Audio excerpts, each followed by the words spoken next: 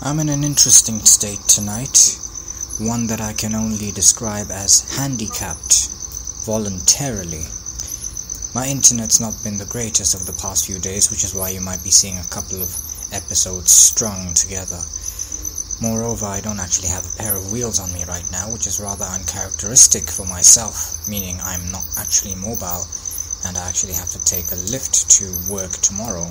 Once again, uncharacteristic of me and something out of the ordinary. And yet I'm not annoyed, I'm not pissed off. In fact, I'm actually rather glad that I got that car thing into the garage to get fixed. Weird, I know, happened since the moment I was born. But I think I'm trying to think of things, not necessarily forcing positivity, but thinking of them from a different angle. I haven't had the impetus to take my modem to work these last few days, and because of that, I've been spending less time on my phone, less time on my devices, and more time actually doing stuff that I'm paid to do. Wonder what my boss will think if he ever gets to hear this podcast. I mean, after all, it was The Scholar and the Student, the episode of my brother Momo, the Gambian, that actually got me that job in the first place, alhamdulillah. So, interesting things can happen.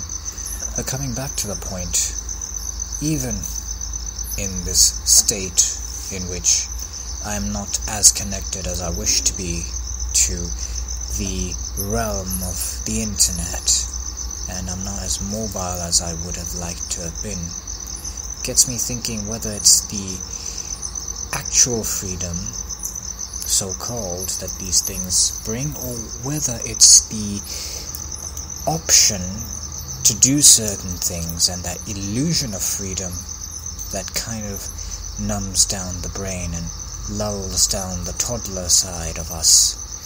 What do I mean?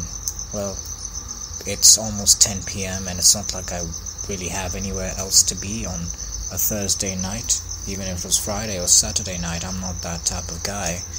I understand some people are, but not me. That being said, is it the fact that I know at the back of my mind that I have a car, so if I did decide to, at the drop of a hat, switch my character, then I could definitely do so? Is that what gives us this false sense of comfort? Because if it is, then I'm glad that I'm voluntarily handicapped for tonight, instead of lulling myself to sleep with Netflix or an episode of webtoons or whatever. I get to sit outside, do my musing as I'm supposed to. I'm supposed to be doing more than one, since I'm a bit behind.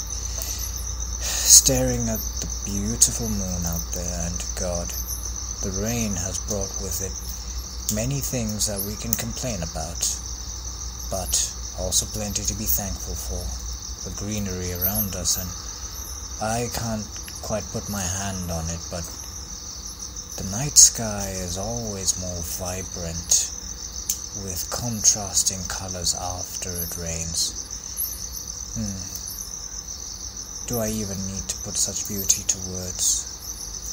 And that moonlight, God, and the sound of birds from my Natsukashi episode that I can still hear, because this side of town, I guess it's a more nostalgic part of town, one that evokes Natsukashi, and the fact that I'm going back to that state of mind while I'm handicapped voluntarily should speak volumes in of itself. Perhaps the main takeaway is this: maybe at times we need to discard these so-called luxuries, not because we want to train ourselves to live in squalor compared to what we usually have to put up with, but perhaps because that is true freedom. True freedom is not having to rely on something, some external force to numb your toddler brain down. True freedom is knowing that you don't have it all, and that's absolutely okay. Because there are plenty of other things you can be grateful for. and there's still enough to enjoy life to the fullest. And with that, I'm gonna sign off and stare off into the moonlight. Assalamu alaikum.